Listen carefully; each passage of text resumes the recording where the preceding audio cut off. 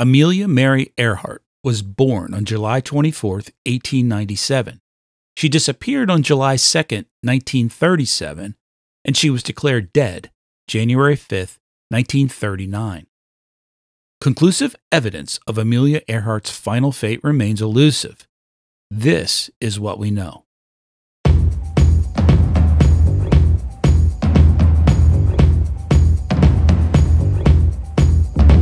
Amelia was an American aviation pioneer and writer. Earhart was the first female aviator to fly solo across the Atlantic Ocean.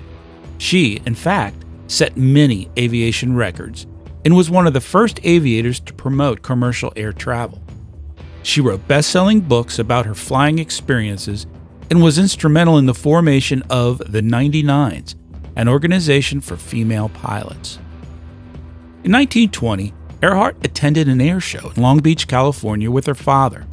There, pilot Frank Hawk took her on her first airplane ride, which proved to be life-altering.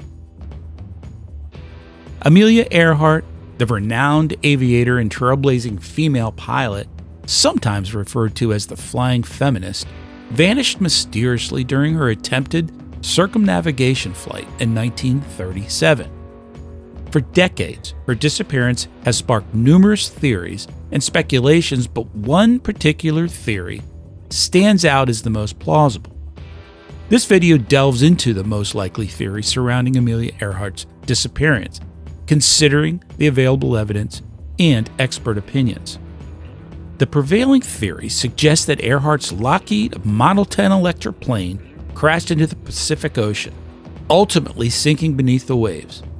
As Earhart and her navigator Fred Noonan approached Howland Island on July 2, 1937, communication became increasingly difficult due to technical difficulties and navigational challenges. The official last radio transmission indicated Earhart was running out of fuel and unable to locate the island's position. One prominent theory posits that Earhart may have attempted to land on Nuku'alofa Island, formerly known as Gardner Island, around 350 nautical miles southeast of Howland Island. The hypothesis suggests that Earhart's aircraft managed to survive a crash landing, and that she and Noonan may have survived for a short period as castaways. The International Group for Historic Aircraft Recovery, TIGAR, has conducted extensive investigations supporting this theory. TIGAR's research on Nuku'alofa Island has uncovered compelling evidence supporting the theory that Earhart and Noonan survived. Over the years, artifacts and remnants potentially linked to Earhart have been found, including fragments of a woman's shoe, a navigational instrument box, and a jar of freckle cream, which was a brand Earhart was known to use. Additionally, a photograph from 1937 showing an object resembling the landing gear of an Electra in the waters off the island has been discovered.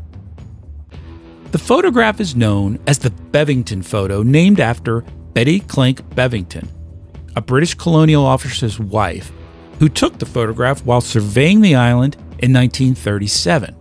This photograph, rediscovered in 2010, shows what appears to be a blurry image of a protruding object in the water, resembling the landing gear of a Lockheed Model 10 Electra.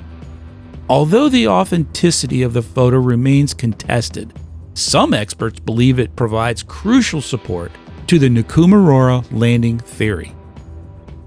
In 2019, researchers at the University of Michigan conducted a detailed analysis of the radio distress calls reported after Earhart's disappearance. Their study concluded that the distress signals likely originated from Earhart's plane, indicating that she survived the initial crash and attempted to communicate for assistance.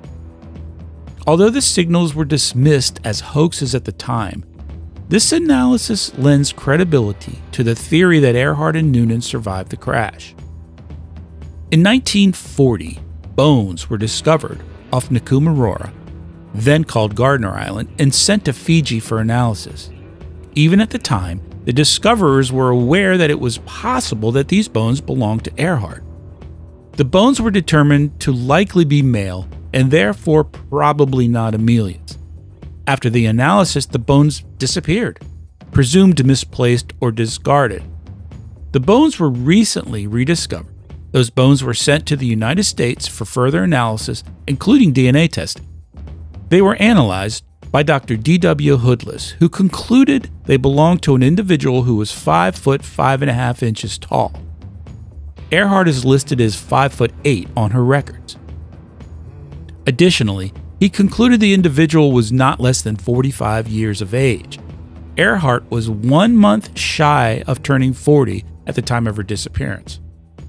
Furthermore, he determined that the bones were male. The bones could not have belonged to Fred Noonan, who was over 6 feet tall.